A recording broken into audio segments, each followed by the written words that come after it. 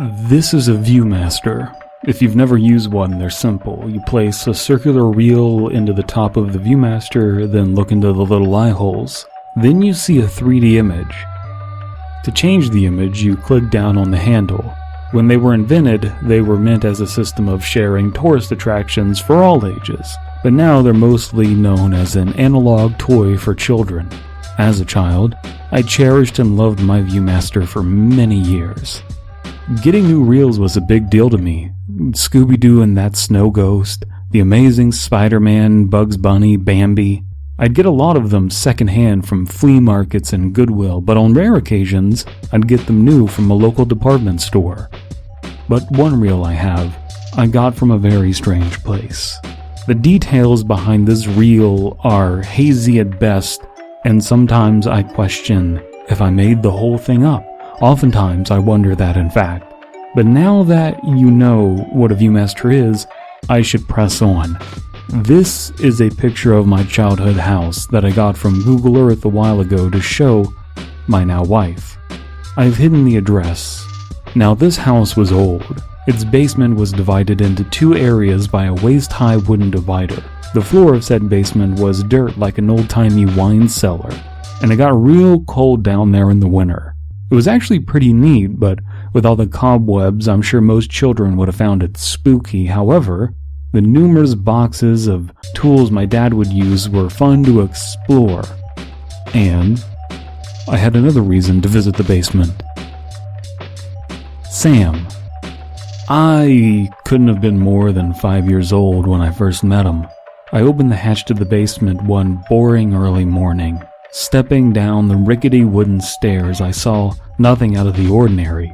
It was just as it normally was when I would watch my dad tinker with old audio equipment or VCRs. I decided to visit the other side of the room, which was a good foot lower than the side with the stairs and the toolboxes. I think that was the first time I ever stepped onto that half of the basement. There was Sam, lounging in the dirt. He smiled when he saw me. "Hey, Billy, he said in a hushed tone, almost a whisper, as he started to stand up. He towered over me to the point where he needed to hunch slightly to avoid hitting his head on the wooden beams holding up the first floor's floorboards. I said my name wasn't Billy. He said, "Really? I could have swore your daddy named you William. Or am I confused?" He was right, and up until then I didn't know Billy was a nickname for William. "So Willy it is," he settled on. I thought it was so funny. "My name is Soot-Soaked Sam," he said, "but you can just call me Sam."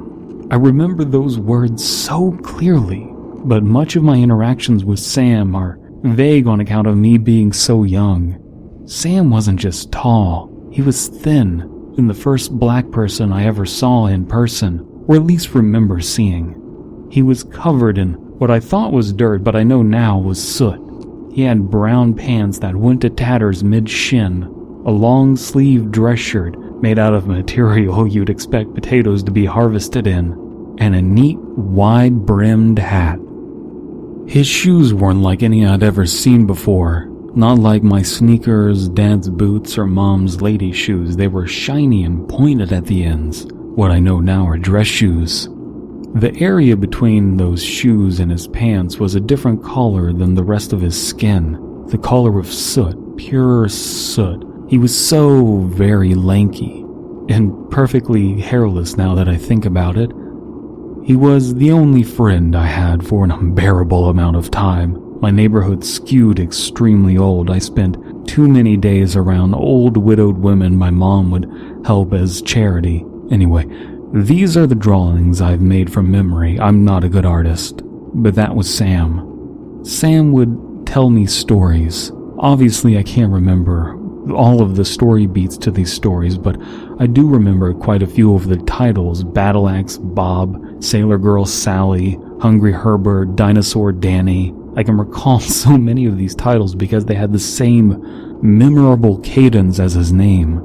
He'd tell the same story many times if I asked him to. My favorite was Tiny Town Terry. Terry came from a place called Tiny Town where everyone lived in little houses.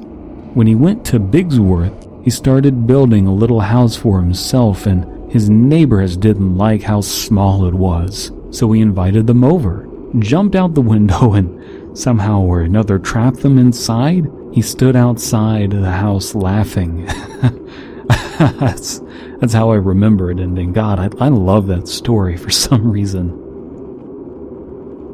Now, I never mentioned Sam to my parents. I just kind of knew it wouldn't go well. I don't know if I was worried they'd kick him out, or if I wasn't supposed to know he existed, or what. Something just told me it was a bad idea. So I strictly avoided talking to them about it. But I went to listen to his stories most days I didn't have somewhere to be, like school or church or daycare or whatever else. At least for a while. Once when I was older, maybe 7, I was sick home from school and bored. I wasn't allowed to watch TV when I was sick, so I went to the basement to visit Sam. I heard my mom yelling my name, unsure of where I was. She grilled me as to why I was in the basement. I still said nothing.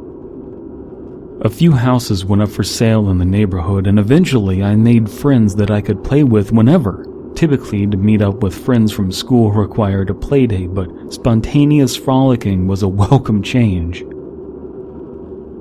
Slowly, I stopped visiting soot-soaked Sam as often. One of my friends from down the street had a Nintendo 64, and I was glued to his house. I didn't really like him much, but I did like his Nintendo 64. That Christmas, I got my first game console ever and a few games. My old ViewMaster started collecting dust, literally. One day, I realized my friend from down the street, Jeremy, had never seen my basement. At the time, I was really starting to question what Sam was. I knew the term imaginary friend, and I wondered if this man I knew so vividly was real. These thoughts I had, these doubts, weren't fully conscious. But I had motivation to take Jeremy down to the basement. I didn't tell him about Sam, just my dad's tools. He agreed to follow me after I repeatedly told him my dad wouldn't be mad at us for playing with his tools. Jeremy was clearly nervous, which was odd to me. Typically, he was the one pressuring me into doing new things. Typically, bad things I knew I shouldn't be doing. He entered the basement, and instantly, he started getting spooked about the atmosphere. I had to pull him down by the hand to get him down the stairs. Once his shoes touched the dirt, I started investigating Dad's toolboxes, saying how neat everything was, but Jeremy didn't move. He just stayed there at the edge of the stairs. Then asked, "What if the stairs break?" Before I could reply, he went into full-on panic mode. "I don't like this, I don't like this." He said it a bunch of times.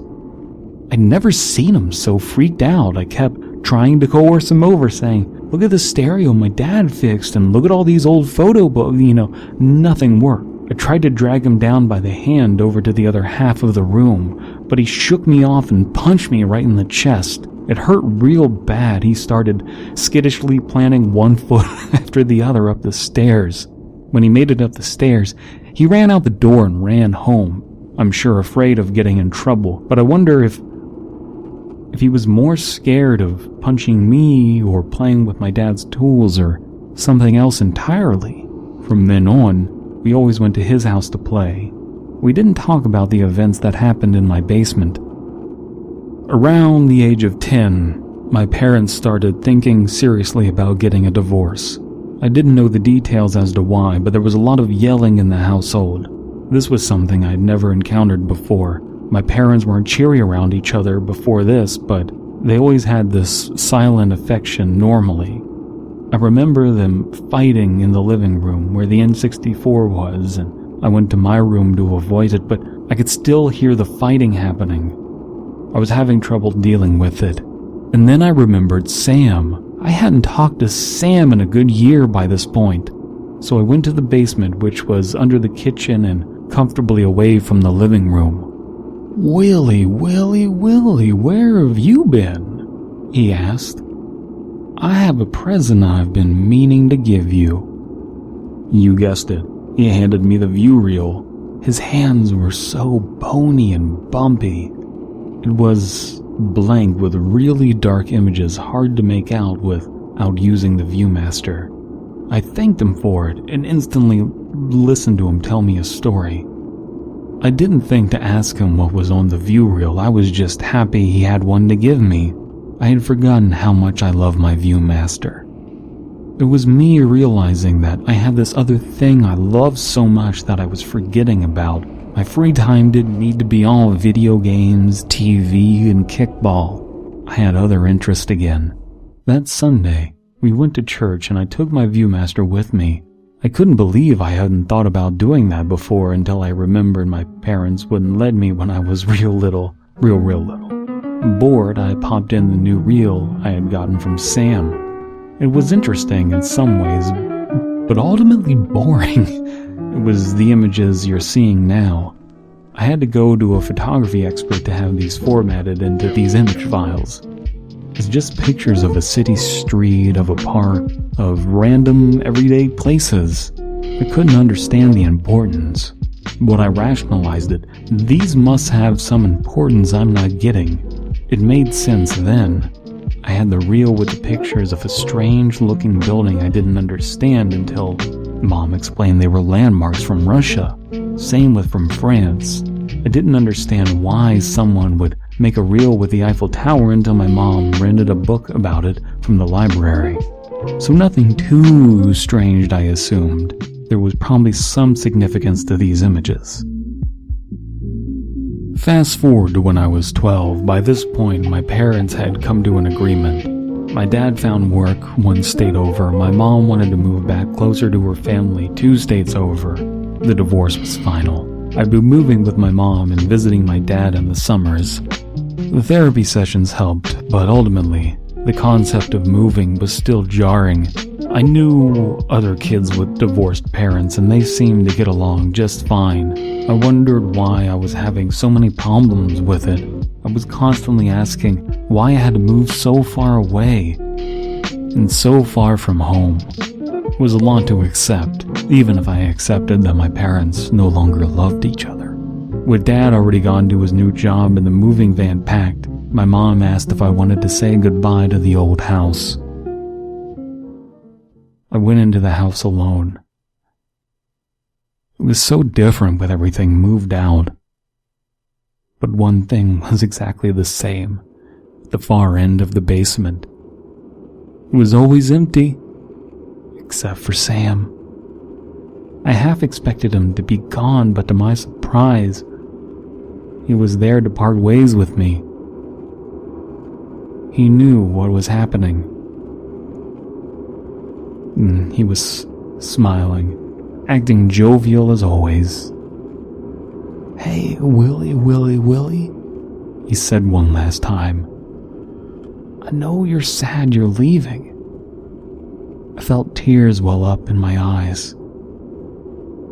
"Now don't be like that, Willie," he said. I started full-on crying. I rushed to hug him. I remember the smell of the soot so distinctly. I knew I'd never see him again. But he told me it wasn't true, that as long as the house stood there, so did the memories. When I stopped hugging him, my shirt was covered in soot. He was so strong to keep that smile on his face. At the foot of the stairs, I looked back at him. I'll never forget the last words that he told me. He said them with concern on his face. I had never seen him that way. His voice, for the first time, betrayed an uneasiness. "Don't let me hold you back, Willie." I nodded. I looked away. I never looked back. My mom didn't ask about the soot on my shirt. We moved at the end of the summer, and I had my first birthday without my father around. The school year was pretty fine. I fit in just fine with my new school, and The new town had plenty of things for me to do. It was much bigger than the small town where I grew up. In the move, I lost my VIEWMASTER, but not the majority of my reels, including the cherished one I got from Sam. Everything smoothed out in my life at that time when people are usually at their most turbulent. But I got a strange feeling when I went to my father's house for the summer. It took me a while to catch on, multiple summers even, but I placed my finger on it eventually. But before then, it was like the mental equivalent of needing to cough without the need to cough leaving. It's a mild frustration at all times whenever I was at my father's. When I was bored or unfocused, it put me on edge even. Figuring it out almost made things worse, yet I knew it was true. When I was 15, I realized the reel Sam gave me had pictures from my dad's new town on it. It was so bizarre to me. It couldn't be a coincidence. Why this town? It wasn't a well-known place by any means. After that summer, I went back to my mom's and immediately purchased a VIEWMASTER. I dug up the reel from storage and I was right. I was perplexed as to what it meant, and I'm still not sure, but I knew something wasn't right. Eventually, I moved out of my parents and settled near where my dad lives. I'm married and I'm generally happy. When my wife mentioned my childhood, I had a startling realization. I never mentioned soot-soaked Sam to her. On a lark, we decided to take a road trip to my childhood house. I wanted to see if maybe the new owners would allow me to take my wife on a tour. Maybe I could show her what I couldn't show Jeremy. She was confused as to why I was so intent on this trip at first, but eventually accepted that it was something I was really into. We made our journey out to my hometown, only to find the house had burned to the ground in an accident. I was pretty devastated by all of this. When we got to our hotel, I explained why I was so upset. When I was finished, my wife accepted what I said as the truth. I was afraid she wouldn't believe me. She's much wiser than me. Sometime later, after the wounds had healed, I told her some bits and pieces of the stories I heard from Sam. She's 6 months pregnant. She mentioned that maybe I could pass these stories on. I said something to the effect of what I can remember of them. She said, "It's only natural I'd want to remember everything. But it's only natural that I'd forget."